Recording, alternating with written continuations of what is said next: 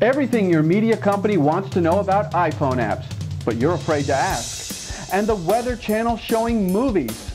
We've got plenty to say about that. It's all ahead as the TV news starts right now.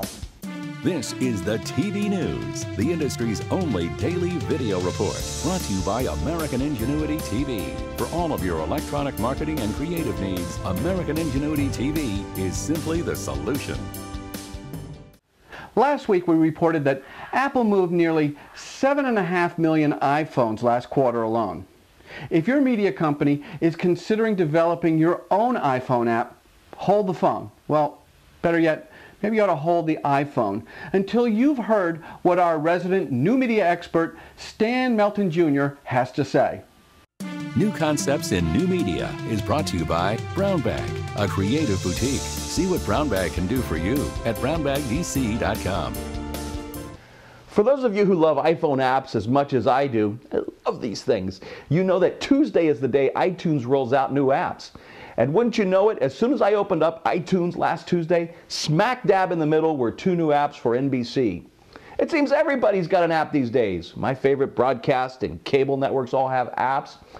After all, what screams iPhone app more than Dancing with the Stars? Most of my favorite print radio outlets have apps, or are quickly developing them. My buddy Paul Chernow even has an app that I hear is going through the roof in Italy and Japan of all places.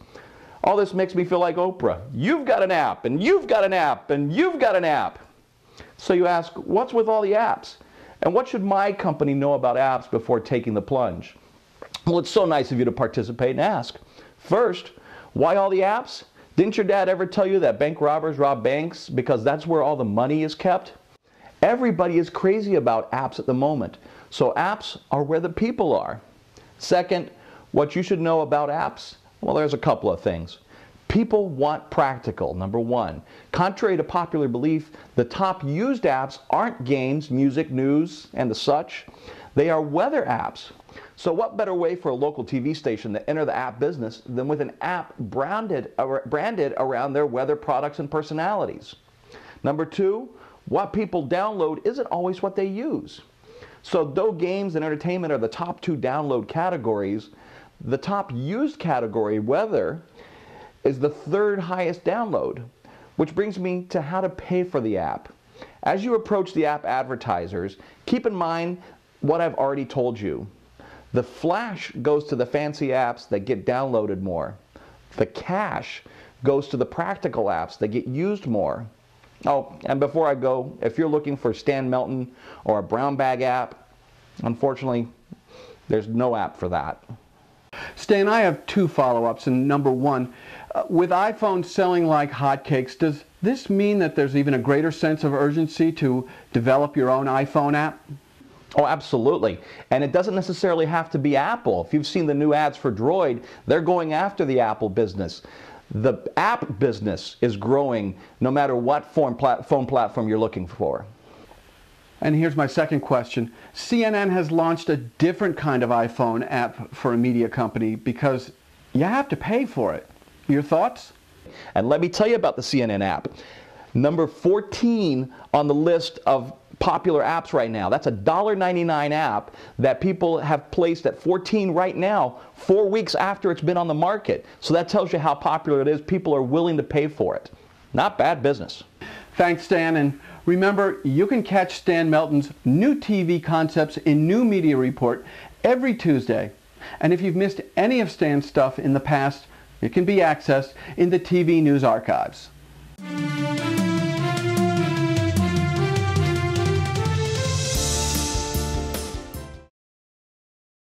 Now, as threatened, or promised, we present editorial and commentary on the big picture. Our weather forecast today calls for a high probability of mismarketing for the Weather Channel. Why?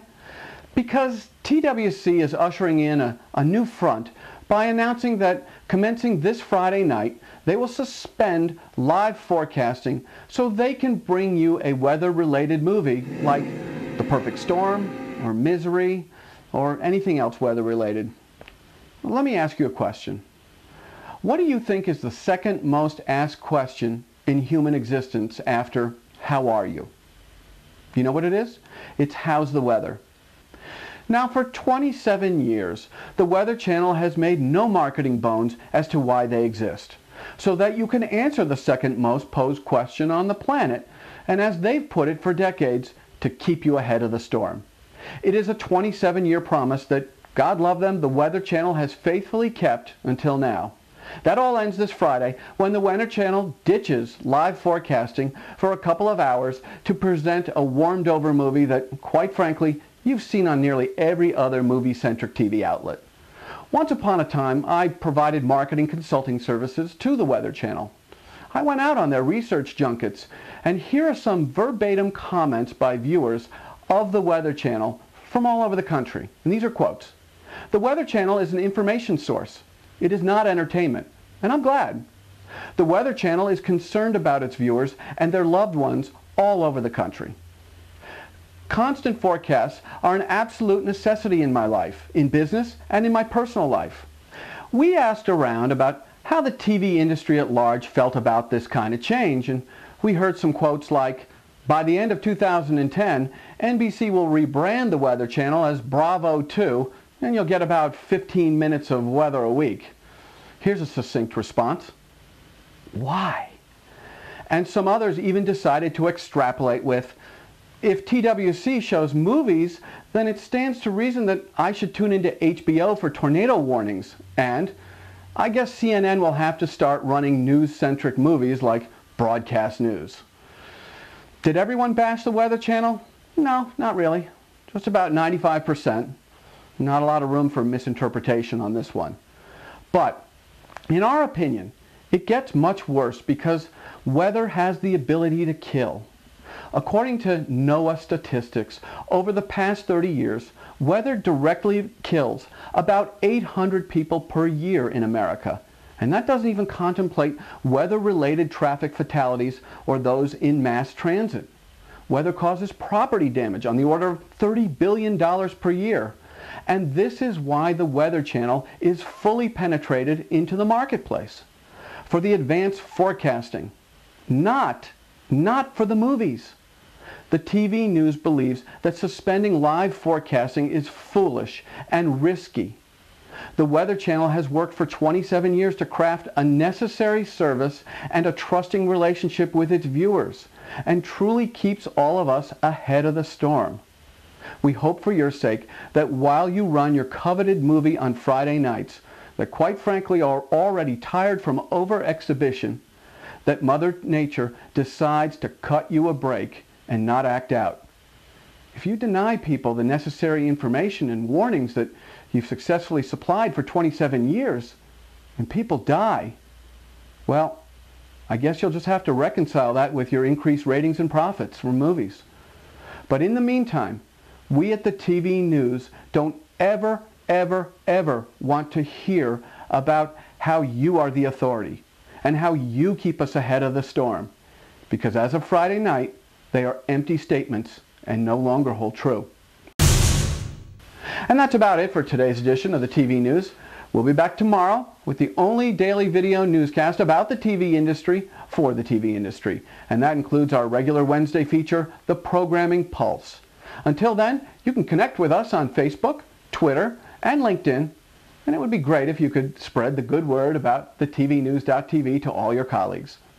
I'm Jeff Grimshaw, and thanks for watching. The TV News has been brought to you by American Ingenuity TV. For all of your electronic marketing and creative challenges, American Ingenuity TV is simply the solution.